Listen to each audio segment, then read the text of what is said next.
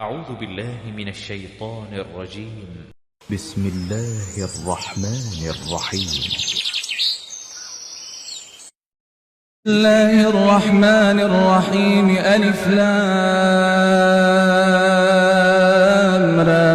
تلك آيات الكتاب الحكيم.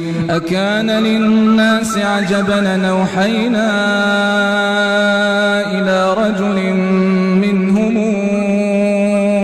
أن أنذر الناس وبشر الذين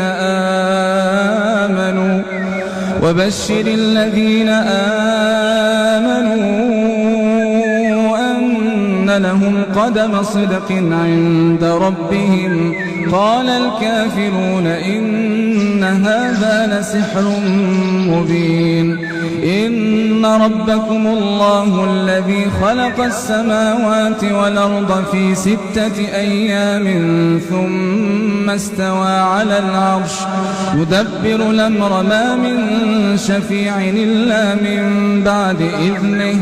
ذلكم الله ربكم فاعبدوه أفلا تذكرون. إليه مرجعكم جميعا وعد الله حقا إنه يبدأ الخلق ثم يعيده ليجزي الذين آمنوا وعملوا الصالحات بالقسط والذين كفروا لهم شراب من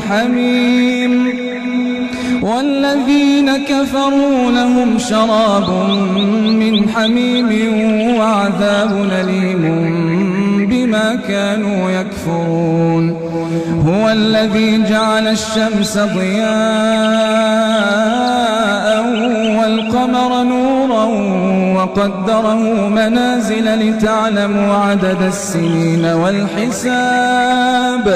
ما خلق الله ذلك إلا بالحق نفصل الآيات لقوم